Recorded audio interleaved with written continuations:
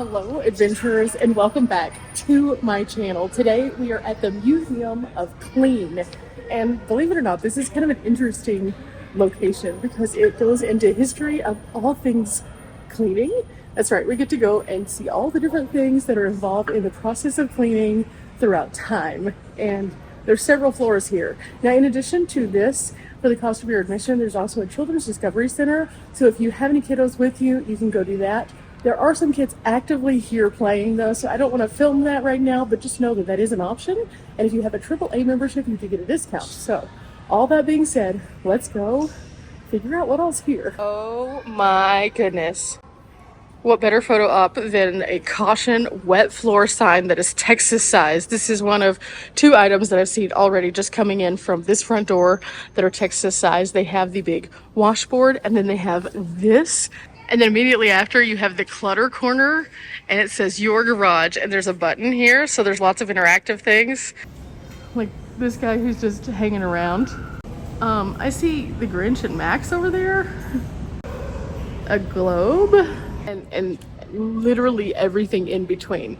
I think that this is going to be a fun museum. As we kind of go through, there's a variety of different things that we can do and interact with. The top floor is adults only, not sure why, so we're about to find out, but you are along the journey with me into Cleaning 101. Oh wow, this is the very first vacuum cleaner, a powered vacuum cleaner, and the vacuum cleaner company was registered. And you can see the address and everything on there. It's a dustless system for cleaning without removal. And it says here, as we kind of go around, you get to see the Museum of Clean. They have some storyboards that tell us more. But this is the very first vacuum cleaner. It was on a wagon. It would pull up and it would be able to do all of the things you needed it to do. And you can see, this is how they would advertise it. They would have super long hoses that would go into your space and then it would suck it up into this trailer. What? Like I said, this is going to be a little bit of a different kind of museum than we've been to. This is going to be a museum filled with unique things that we probably have never seen before, and if you have, let me know, because these are variations of things that we might more popularly have now, but in a more non-traditional way. And what is the science that took us from this guy to something handheld that you could just like use in a small space? That's what I'm curious about, and it's going to tell us all that here at the Museum of Clean. Now again, there's going to be a lot of levels to this, so if you're interested in really getting down to the nitty-gritty, they have stories like these about the man who created the very first vacuum, where you can go into a lot of depth with it. Or if you're more casual, you can just kind of look around and enjoy yourself and see what the smaller signs say. That's the great thing about a museum. It can be a personal experience that you experience on your own time in a way that makes sense to you. Now, as a whole, this museum is going to cover 200 years of cleaning history, and with that it's going to show a variety of different things that you may have never questioned, but will leave here never seeing the same again. And they have some unique things along the way that we're going to be able to experience on this floor especially. So let's get you moving, because I've got some things to share with you. I cleaned this just for you, Dawn Aslett. This is Dawn in bronze from 2017 right here. But you're probably thinking, who's Don?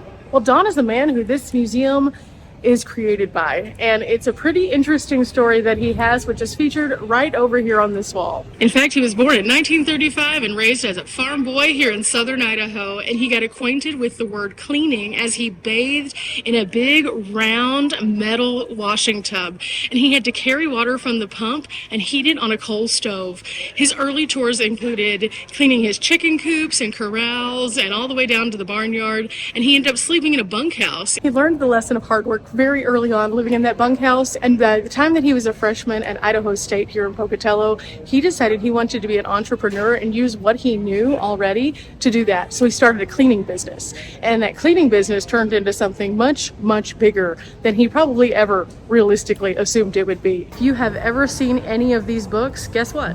That's Don.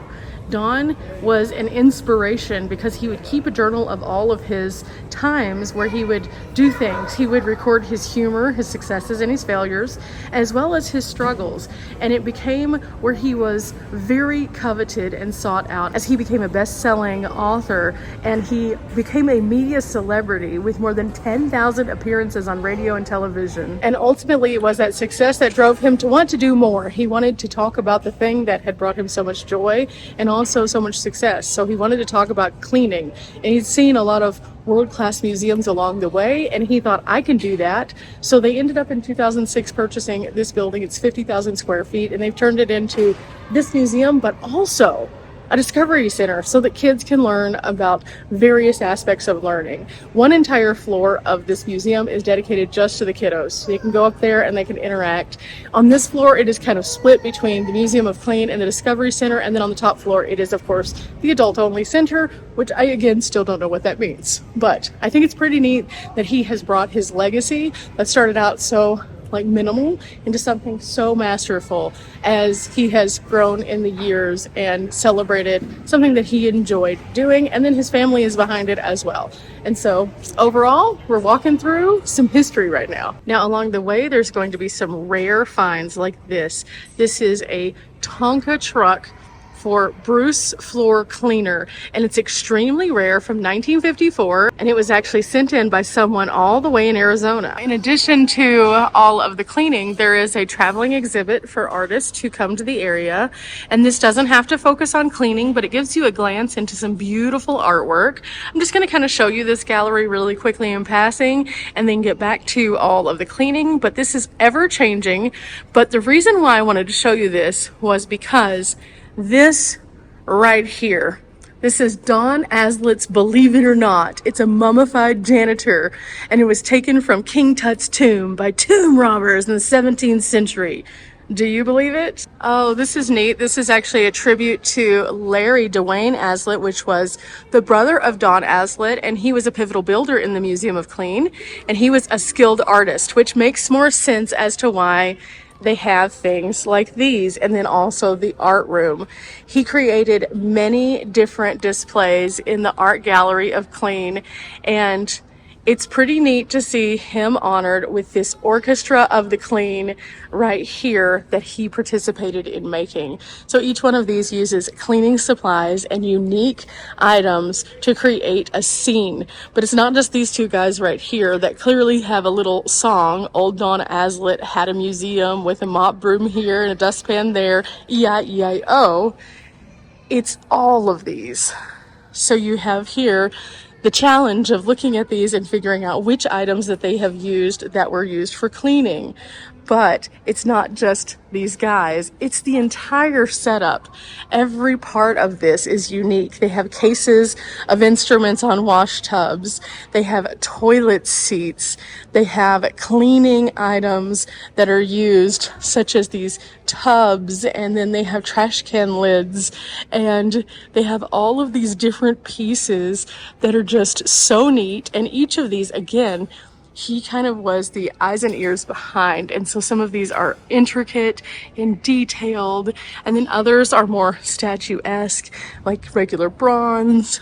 But it's fun to see how that they have used all the different pieces of the cleaning materials or the items of home maintenance throughout.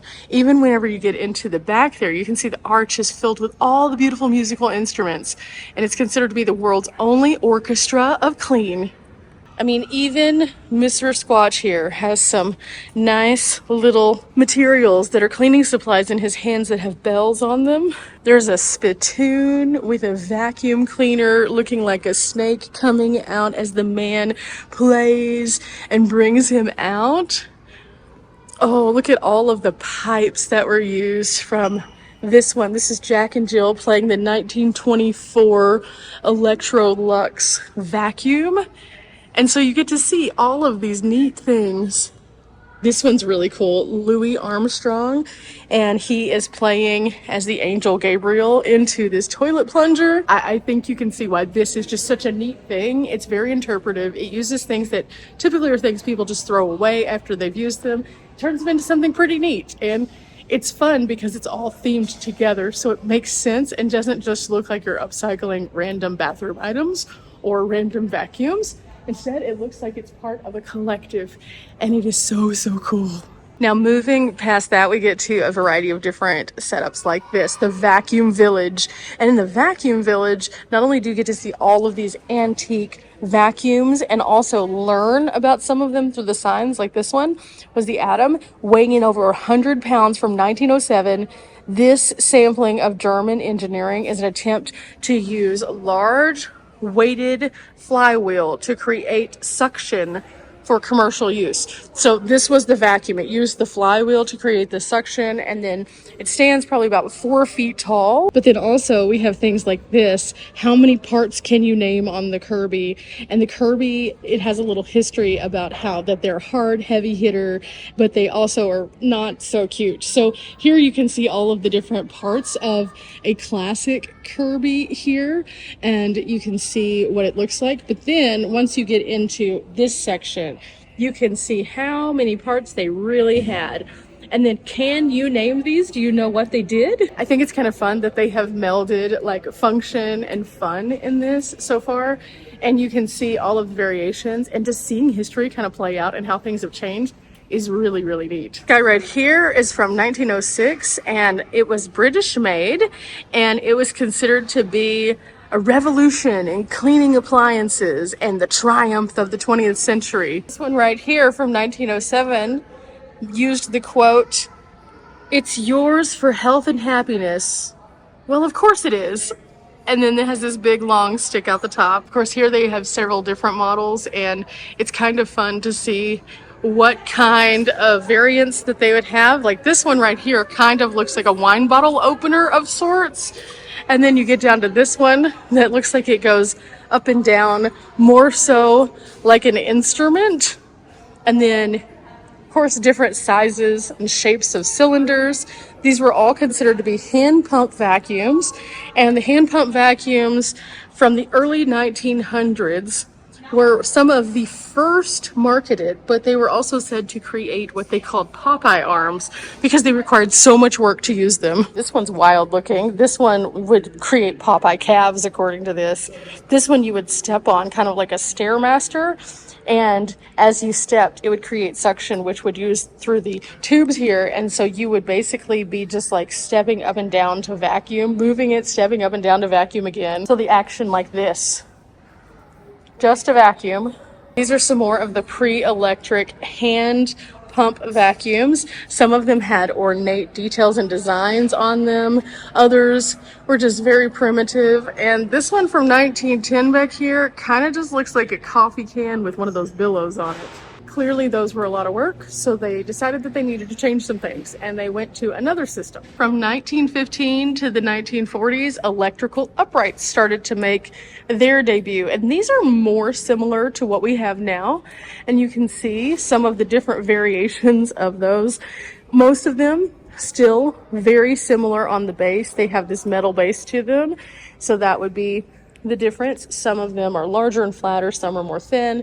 It's mostly about the streamlining of the designs.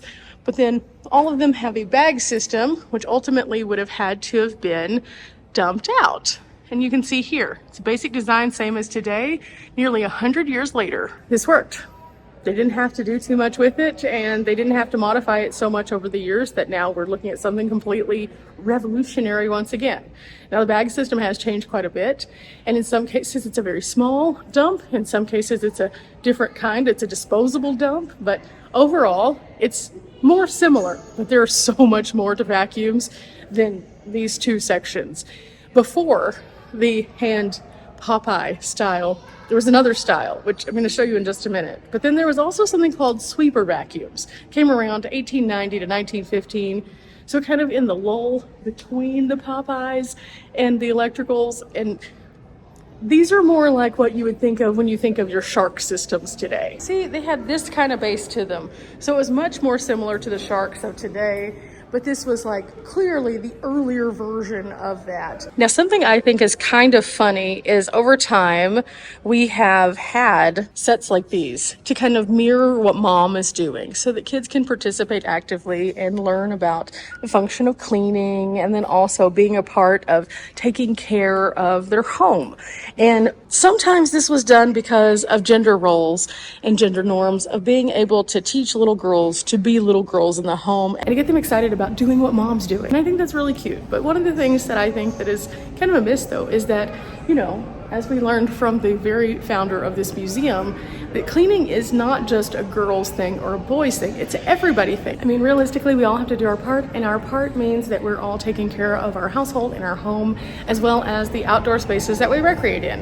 And because of that, I think that it's really neat to see the toys, but also to think, you know, we could have been showing those to boys also, so they could get a better concept of that as well. Now, on the opposite wall of the toys, we have sweeper vacuums and some more of those from the 1860s to the 1915 time. And in these, you see kind of a variety of different kinds of sweepers. So these are very different than the ones that more resemble the Shark. And sweeping machines are a piece that was unique. Definitely, but these right here had a patent in 1869 and they used a fan system. They were similar to what we use today, but they look very, very different. This is pretty neat. It says Eyes McGaffey in Chicago patented the Whirlwind, which was the world's second vacuum cleaner, and that was on June 8th, 1869. But due to factory fires in Chicago in 1870 and Boston in 1872, this is one of only 3 that exists. That is amazing. Now, most of the things in the museum are hands-off, but this one actually says, "Try me." And most of these are over 100 years old and cost thousands. So we need to be very careful when we operate them. Now, this one is a bit heavier than I was expecting. And I'm just using one hand, of course, to operate it very gingerly.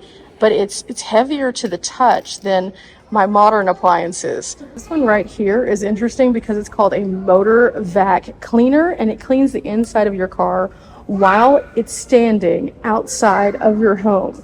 And so this little tube, it would connect to your car and it would connect to the exhaust portion, and that power would propel your car but then also expel all the dust from your floors. Like, there's an entire series that shows you how this would work, as well as how that these women are demonstrating cleaning everything from the ceiling of the car to the floorboards and everything in between. And then right next to that is another one of the holy grail items of this museum. And this is often attributed to being the very first Kirby vacuum cleaner.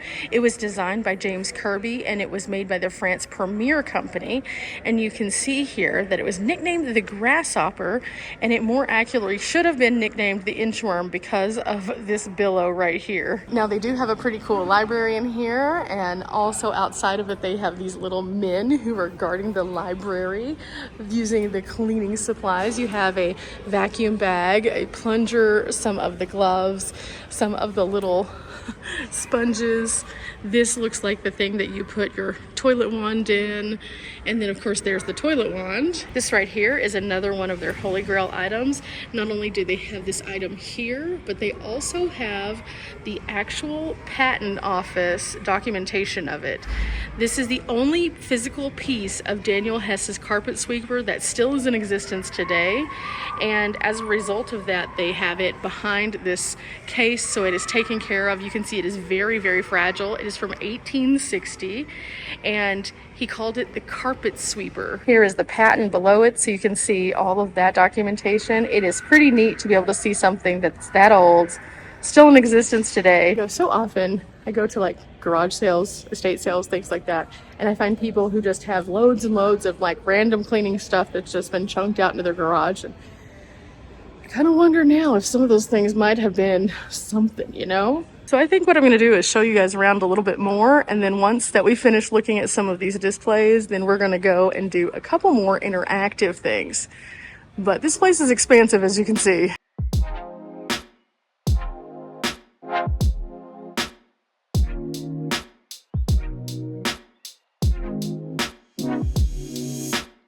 Let's talk about recycling and reusing. Right here we have a series of items which say reuse us or recycle me. And as you're looking at these things, it shows you the importance of how these discarded items that normally are just found commonly in our trash can become other things. I thought this one was my favorite. I want to be a park bench. Now, the reason I think that one's pretty significant is because in Arkansas, did you know that all of the plastic they collect, they actually do turn into park benches in their state parks?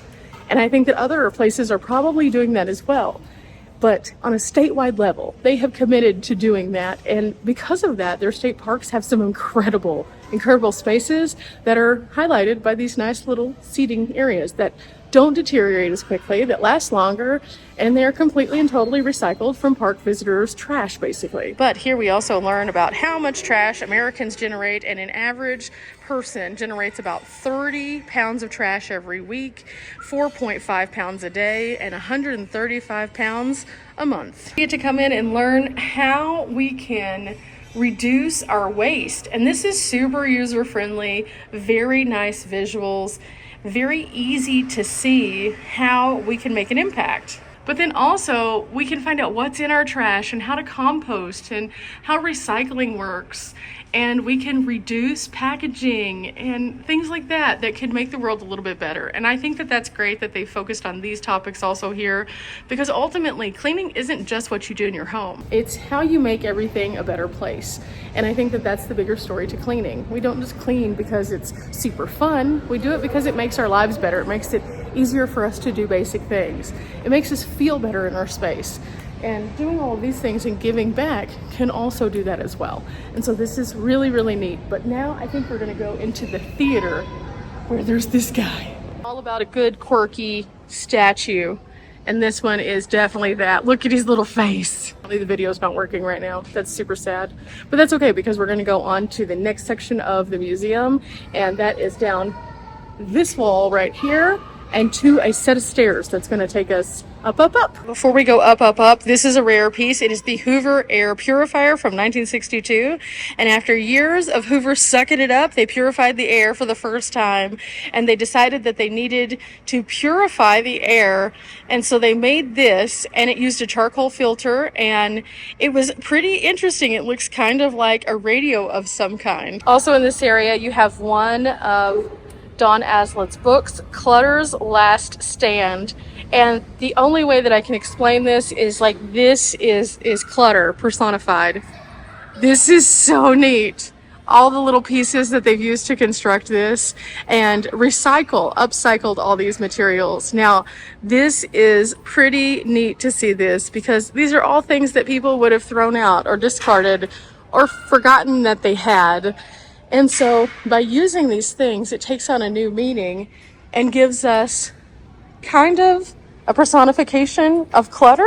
But clutter belongs to the garage, and other things that they have here are also considered to be a clutter contest. And now this is kind of fun, because he did the clutter contest and the De-Junk Your Life seminar, and he ran this so that people could bring in the random pieces of things that they just had lying around. And some of these things are quite fascinating, and so the more that you look at it, the more that you see what people thought were cluttering their lives. I will say this is one of the more random pieces. I don't understand it. It's just a little bit wild.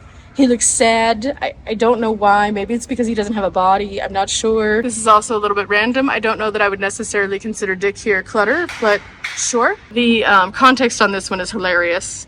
Men's aftershave for an early morning slap in your face. Okay, so I had seen these spring shoes in the past, and I had thought they'd be super cool, and then logic brain kicked in and said I'd probably twist my ankle and die. Yeah, some wild things here, that's all I can say. It's super fun though.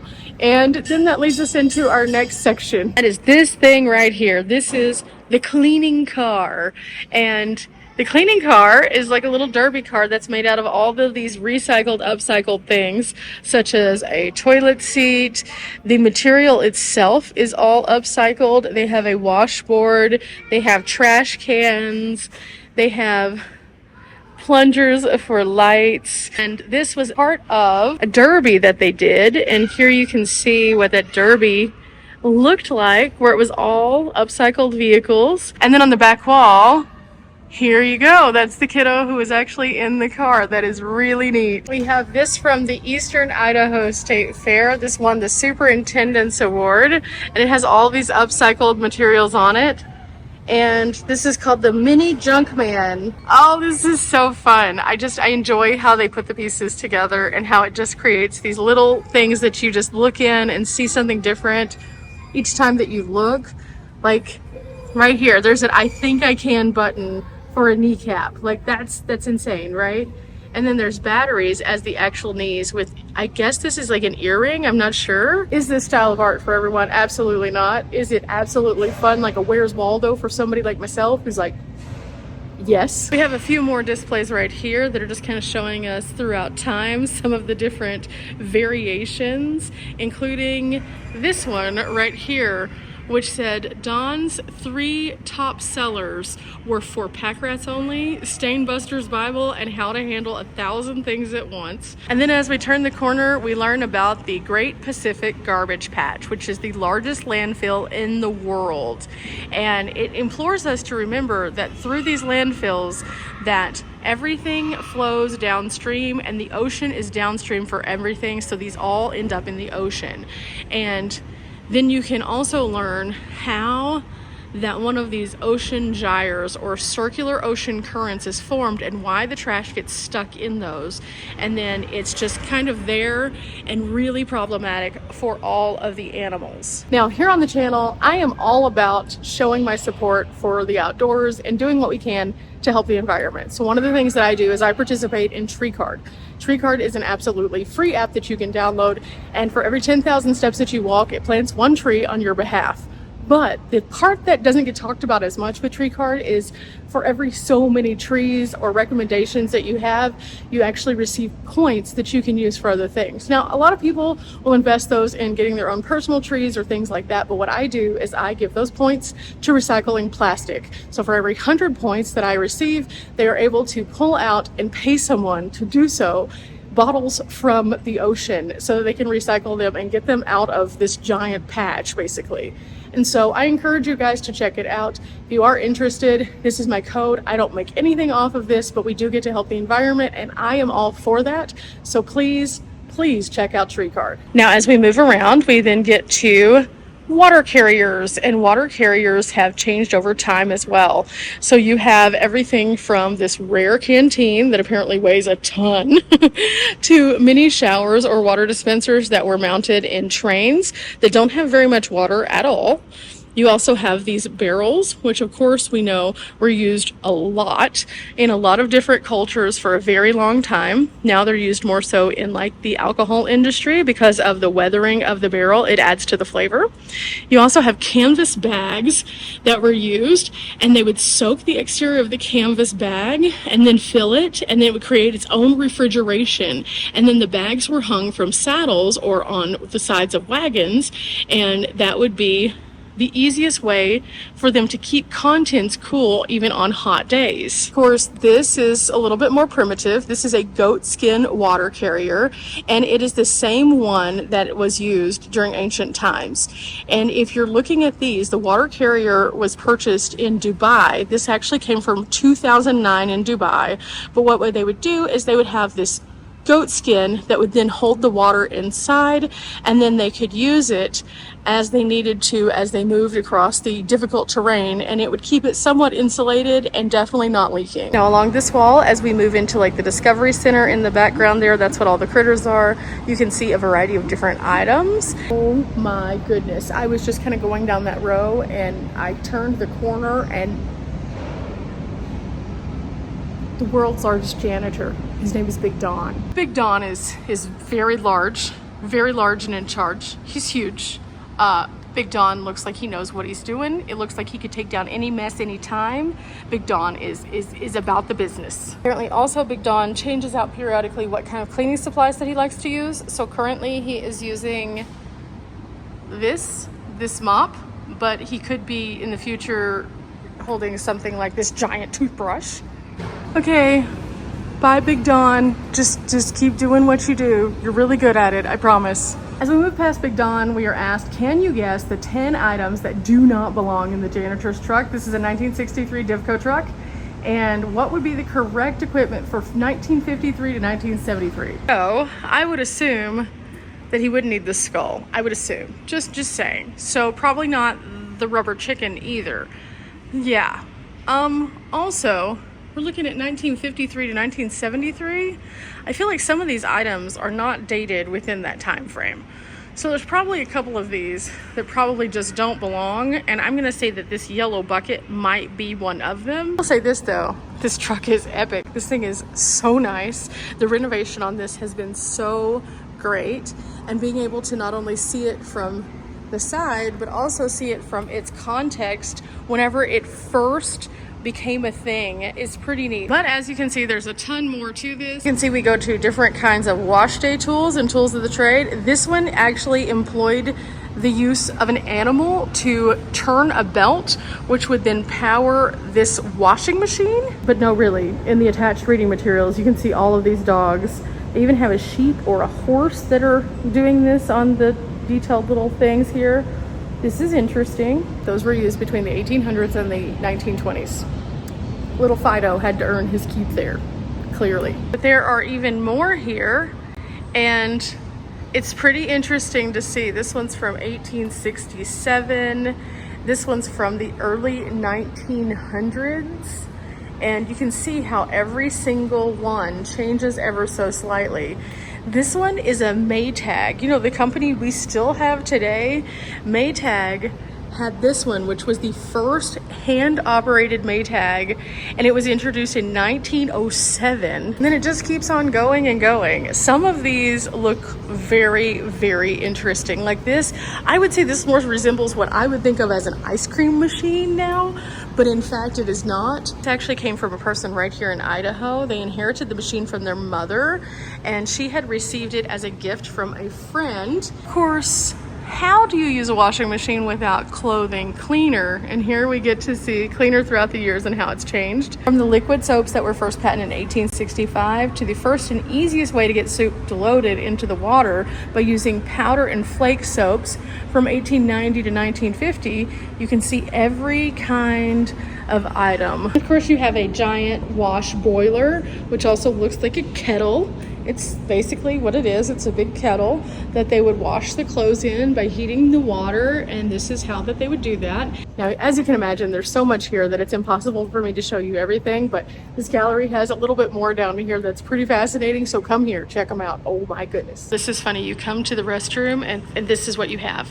These are not the restrooms. The restrooms are actually to the right and the left, but this is super funny. Okay, I just took the elevator up to floor 3, which is the adult only level. I understand now why, because they have all of the very, very, very old things on display in a way that if kiddos were to get close to them, it could break them. So this is a very delicate and fragile level. I thought this one was interesting because of the design of the logo, and this was the ball bearing Cadillac, which was considered to be the master of cleaners. Now this one on this side is from 1934, and then the other one is from 1948. I also thought these were pretty neat just because of the colorways that they had. During the 60s and 70s, colorways were really big. This guy from 1911 really caught my eye because not only of the color, but because of the view that it has of all of this area. It's beautiful here, but this was from March 28th, 1911, and you can see it has this little crank on it, and I'm assuming that you would crank it and that's how it would work. Tons of great information here about these various models. Again, I implore you to take the time and read as much as you can, because the knowledge that you'll get from this is much more than you would assume based on the fact that it's a cleaning museum. This museum truly does have all the great points that make a museum. There's education and knowledge. There's a little bit of quirk just to draw you in, and then additionally there's a lot of interaction downstairs in those lower floors. And so I think that this is a really great place. This isn't probably a place that everyone is going to just latch onto and be like, yes! But I think that there's a lot of value to it, and I am having a blast just kind of wandering through and seeing some of these units. Pretty sure my grandma had the Hoover Mach 3. If not, she had one that looked very similar to the Hoover Mach 3. But this is the marketing campaign. You'll be happier with the Hoover. whichever type you prefer.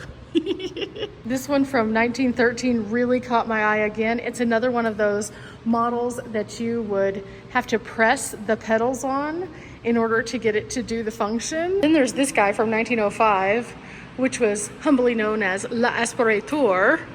It was actually something pretty interesting. And you can see the hose comes out of it. It has a crank on it. So when you look at the poster that goes along with it, someone could crank the handle while the other person is cleaning. This one says, got leaves? This is not a lawnmower, but it's a vacuum cleaner.